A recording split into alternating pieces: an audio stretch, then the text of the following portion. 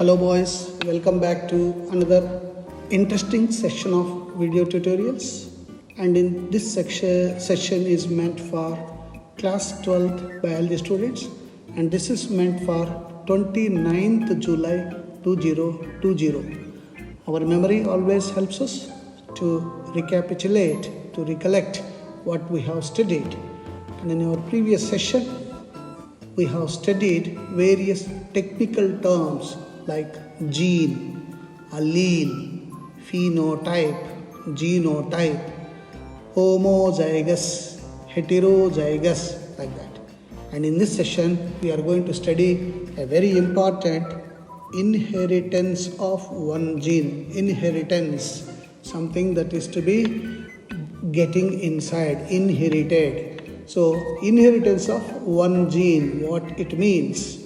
This can be explained by a simple experiment called monohybrid cross. You know, mono means single, that's reference to one gene. Hybrid is the product that is formed due to crossing of two parents.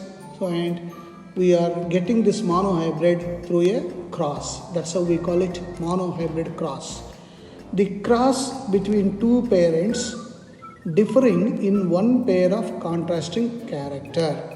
For example, the character is, as we discussed in our previous session, let's say length of the plant, tallness of the plant.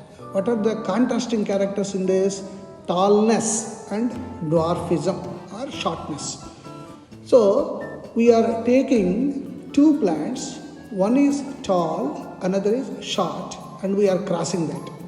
And such an experiment in which we are crossing two parental plants or animals based on one pair of contrasting character is called monohybrid cross. The crossed tall plant and the dwarf means small pea plants, collected seeds. So what Mendel has done, he has taken a tall pea plant, that is phenotype.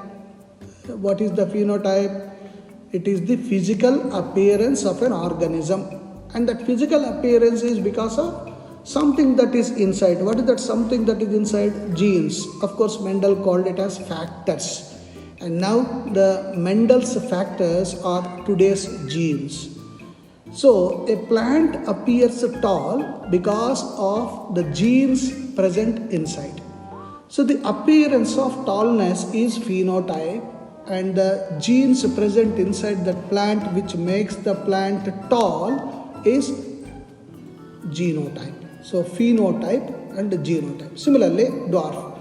Again, physical appearance of the plant. What is the physical appearance? Being short, dwarf plant. So what Mendel did was he crossed both and collected the seeds, because self-pollination is very much seen. That's how we listed various characters why Mendel picked up of all the plants on the earth, pea plants, and grew this to generate F1 ratio, F1 generation. And this F1, F stands for filial. So this is a Latin word, means children. So first hybrid generation or filial generation, or we call it F1 generation. And what is that he has observed in F1? He has observed all the plants are tall. He did not observe a single plant being small, no dwarf plant. For other traits also, F1 generation resembled only one parent, that is tall parent. And the trait of the other parent, dwarfism, not seen. And this is applicable to other characters also. And then what he has done, whatever the products, plants that he got through the seeds of F1, crossed them and produced F2 generation, second filial generation. And what is that he has observed? In F2 generation, he has observed 1/4 of them dwarf and 3/4 of them tall. Means it is almost 3:1. Since he has observed, it is phenotypic ratio. So what is the phenotypic ratio? It is always 3:1, and 3 tall plants and 1 dwarf plant. This is the phenotypic ratio. And in F1 generation, one parental trait shown, and F2, both the parents, you see, in F2, tallness also is there, dwarfness also is there. So both the parent traits shown in the ratio of 3:1 and no blending was seen. And now let's see, this can be represented in this fashion. So what Mendel did was, he has taken a tall plant, so phenotypically very tall, and the genotype of this plant is capital T, capital T. Now why are we writing capital T? Capital T represents dominant gene, the gene that is dominant. And another parental plant of the parental generation is small, small t refers to recessive gene. So one parental plant has got homozygous dominant. What do you mean by homozygous? Both the genes or alleles are of same nature. So homozygous. So we say one parental plant is homozygously dominant and similarly homozygously recessive. So that's how, having this gene combination, one plant is tall, another plant is dwarf. So what do you expect normally? In our normal day-to-day calculation, we expect that one gene coming from the tall parent, another gene coming from the dwarf parent. So capital T and small t, you get the combination of capital T, small t. So we normally think that this capital T is responsible for height and small t is responsible for dwarfism. So on an average, we will get average height plant. That means we expect a intermediary height, neither this tall nor this short, we get intermediate. But what Mendel observed is that this F1 generation, first filial generation plants are as tall as the parent, as tall as parent. So he got the doubt, he got the question. What is that? What happens to the character of another parent? Why only one character of the parent has come to children in F1 generation? And then, keeping that doubt in his mind, he has gone for self-pollination of the seeds of F1 and produced next generation, that is F2 generation. In F2 generation, what happens? Look at that. The genotype of the F1 is capital T, small t, and all are tall. This is tall because of the presence of capital T. So we call it dominant gene, and we define dominant gene is a gene which expresses itself and at the same time suppresses the other gene which is present, that is small t is suppressed. So because of this reason, the F1 generation plants are as tall as one of the dominant parental character. Similarly, when the F2 generation is formed, now there is appearance of grandmother character. What is that? Now look at this. Out of the 4 plants, this is tall, this is tall, this is tall. If you measure with the scale, all the 3 will be same. Say this is, let's say, 6 centimeters. This is also 6 centimeters. This also, but this fellow will be 3 centimeters. So again, the question came into the mind of Mendel. The parental generation for F2, the parental generation is F1. F1 both are tall. How come this short fellow has come? Again, if we analyze, Mendel's and his disciples analyzed, and then they understood that it is because of the segregation. The genes get segregated, separated, and combined in a new way. Now, to understand this in a better way, there is one Punnett square method. A British scientist by name Punnett has devised a method that's called Punnett square method, wherein we will be writing the segregated genes. Like in F1 generation, the parental genotype is capital T, small t. Here we are writing capital T, small t, and another parental capital T, small t. Now the combination, this T with this T, so you are getting capital T, pure tall, this plant. And then this capital T combines with this small t, so capital T, small t. And now this capital T combines with this, so capital T small t, and this is tall, and this small t combines with this small t, getting into small t, the new characters come, or the grandmother character has come back. So you have seen in our families also some of the characters of grandparents or maternal uncle or paternal uncle, their characteristics will be coming to the future generations. This is how, and through law of segregation and law of recombination, these characters will come. So what is the phenotypic ratio of this monohybrid cross? Phenotypic means physical appearance. Physically what we are seeing? Tall plant 1, tall plant 2, tall plant 3. 3 plants. So we are having 3 tall and 1 dwarf. So 3:1. So phenotypic ratio of F2 generation of a monohybrid cross is always 3:1. Remember, in UPSC NDA this question may be asked. What is the phenotypic ratio of F2 generation of monohybrid cross? So 3:1. What about genotype? What is genotype? It is the genetic makeup. What are the genes that are present? So here capital T is to capital T small t is to small t. So 3 types of alleles are present. And what is the ratio? Capital T, this one only 1. Capital T small t, this 1 and this 2. So 1:2. And what about small t, this one 1. So genotypic ratio of F2 generation is always 1:2:1. And what is the greatness of Mendel? By performing this experiment based on his observation. Remember, there was no microscope, electron microscope, not even hand lens.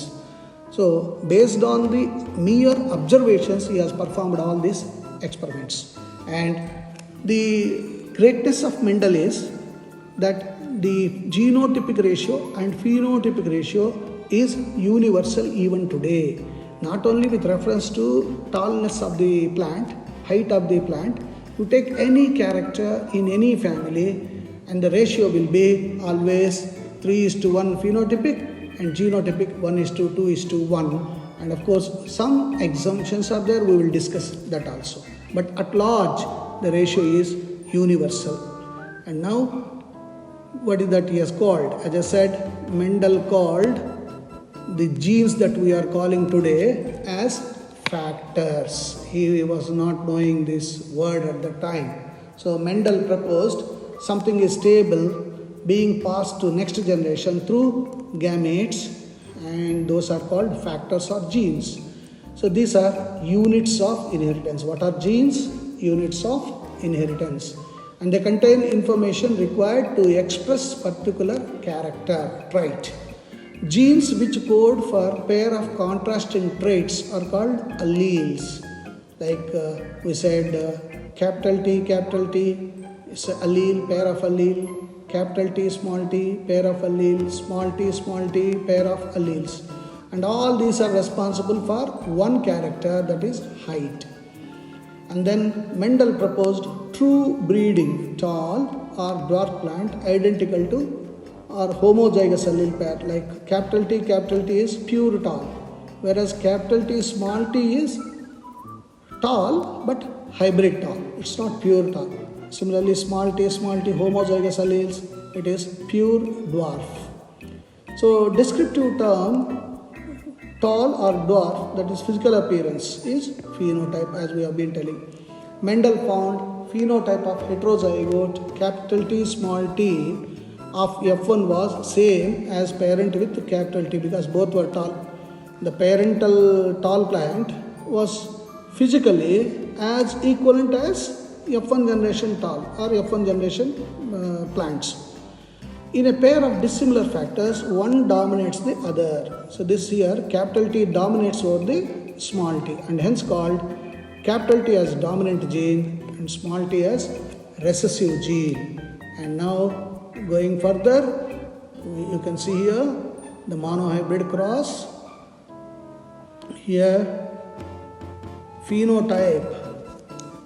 Now the phenotype is tall and dwarf.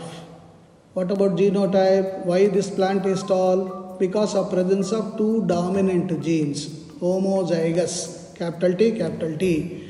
And why this plant phenotypically dwarf? Because its genotype, homozygous again, small t, small t. Both are recessive genes. Here both are dominant genes.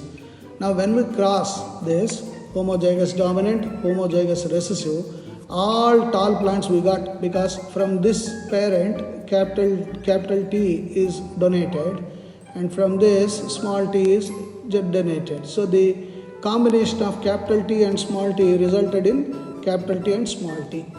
So because of capital T is a dominant gene, all the products have become heterozygously tall. This is heterozygous, capital T, small t, not homozygous. And what is missing? This character of the parent. Dwarfism is missing. And then when self-pollination takes place in the F1 generation, we have got the following genotypes and phenotypes. What is that? And this way of representing is Punnett square method. So from this plant, capital T, from one gamete, another small t. From another plant's gamete, capital T and small t.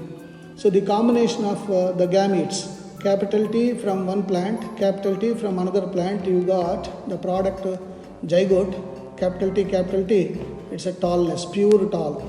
So this is pure tall. There is no heterozygosity. And from this gamete, capital T, from this small t, capital T, small t, because of capital T being dominant gene, this becomes tall. And from one gamete, small t, and from another, capital T, so capital T, small t, the combination of these two results in capital T, small t. And because of the presence of dominant gene, capital T, it has become tall. And then the combination of gametes, small t, small t, small t and small t, results in the formation of small t, homozygously recessive, results in reappearance of the parental character. That is, the parental generation character, that is Ajji's character, that is grandmother's character has come back here because of that. So what is the phenotypic ratio? Phenotypic ratio is how many tall plants? 1, 2 and 3. So 3 tall. And how many small? Only 1. So 3:1 with reference to tallness and dwarfism. What about genotypic ratio? So you got capital T, small t, and small t, small t. So 1:2:1. So this is how we write the monohybrid cross. And this way of writing it and making it easy to write is discovered by a scientist, British scientist, Punnett. So it's named as Punnett square. So it's developed by British scientists, as I said. Graphical representation, calculate probability of possible genotypes in a genetic cross, gametes on two sides, top row and left columns. This is how we write. So capital T, small t, capital T versus capital T, small t. This is law of separation, law of segregation. The genes are getting segregated, the factors are getting segregated. And now we are putting this Punnett square. So capital T, small t, the combination. Capital T, small t. So you are getting all four capital T, small t because of presence of capital T, law of domination. So we are getting this. And self-pollination of this F1 seeds results in F2 generation being produced. Again, Punnett square we are using. So one gamete, capital T, another gamete, capital T. So homozygous dominant. Capital T and small t, heterozygously dominant. Again, heterozygously dominant this way, capital T, small t, and this way, small t. So self-pollination 50%, and F2 is 3/4 tall and 1/4 dwarf phenotypically, 3:1. 1/4 and 1/2 is to 1/4 is the genotypic ratio.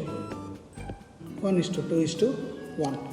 So please take a paper, and I have explained this monohybrid cross with reference to height, You can take many characters like color of the flower. Let's say red flower, red versus white in hibiscus. Normally, how do you know that which color is red, whether red is dominant or white is dominant? It is based on the number of populations in your garden or in general. How many hibiscus plants will have red flowers? Majority. So red is the dominant. How many will have white? Minority. White will be recessive. So you have to take capital R versus capital R, small r, small r. Here you must take precaution. Red flower you are using no problem, capital R. But white flower don't take WW or small w, you will get confused.